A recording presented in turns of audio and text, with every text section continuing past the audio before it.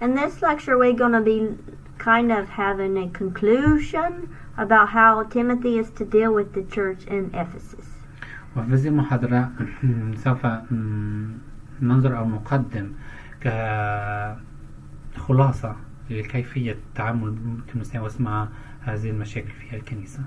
Mostly, he was to keep the faith and live in godliness.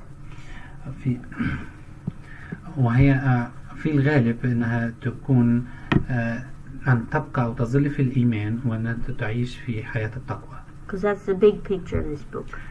لأن هذه الصورة الكبيرة لهذه الرسالة. So Paul reminds Timothy of his identity.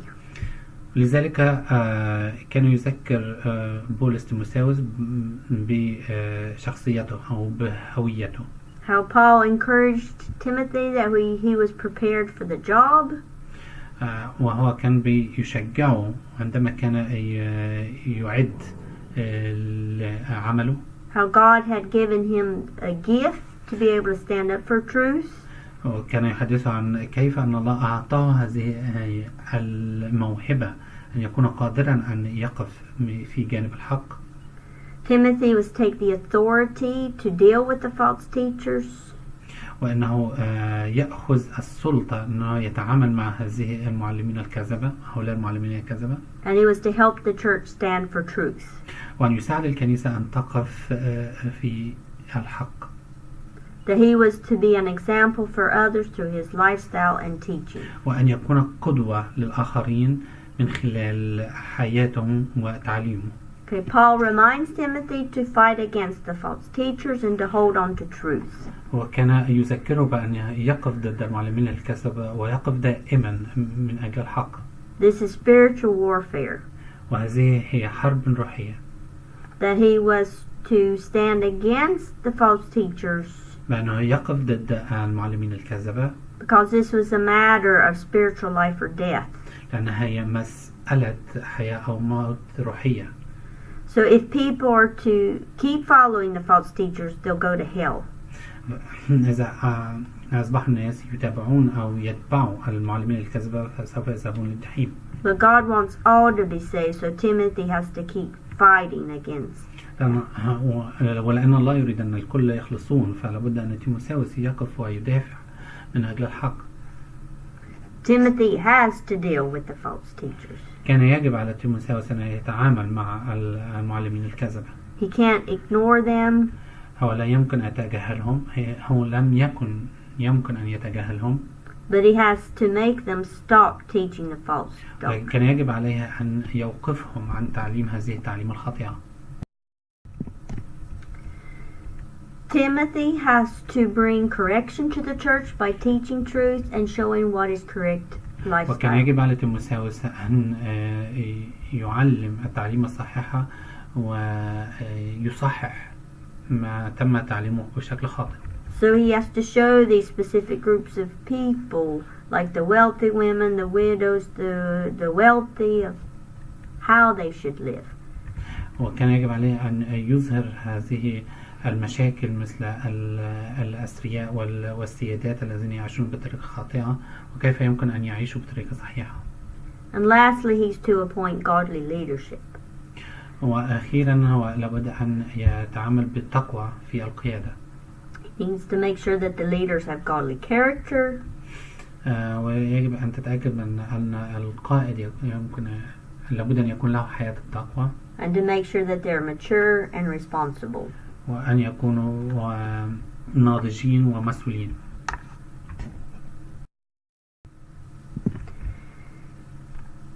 You know, false teaching not only affects the people in the church and leads people away from the truth, but it also affects the gospel. وقد نرى أن التعليم الخاطئ لا تؤثر فقط على الكنيسة والمؤمنين في الكنيسة ولكن تؤثر على الإيمان. It can taint or pollute the testimony of the gospel and how the world views the gospel. يمكن أن تغطي أو تجعل من شهادة الإنجيل غير صحيحة. I don't know if you've ever heard of Billy Graham. أنا لم أعلم if you لو أنت سمعت عن بيلي جراهام، he's a great evangelist. هو مبشر عظيم جدا. He's from the US but he's been all over the world. هو من الولايات المتحدة ولكن كان موجود في كل أنحاء العالم. He's now over 90 years old. دلوقتي هو عنده أكثر من 90 سنة. He's had a very good reputation throughout all of his ministry.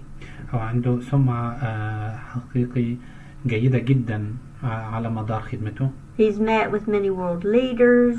هو قابل كثير من القادة. Many people have been saved through his preaching.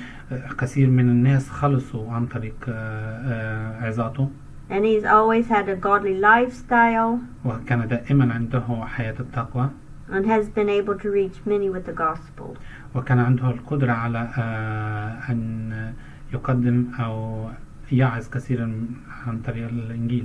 And unbelievers have never been able to have anything negative to say about him. حتى غير المؤمنين لم يكن عندهم إطلاقا شيء سلبي عنه.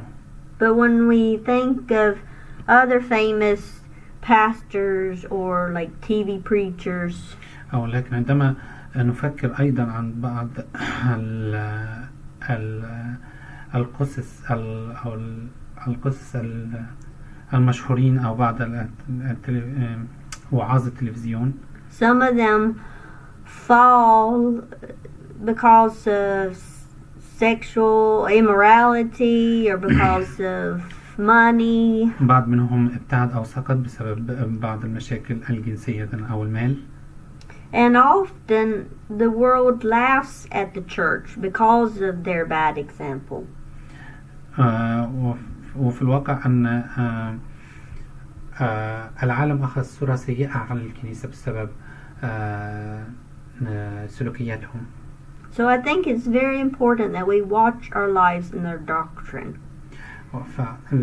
فمهم جدا أن احنا نؤكد على طريقة حياتنا أو نهتم بطريقة حياتنا ومبادئنا. So that we have a good witness and testimony of the gospel. لكي يكون لنا عندنا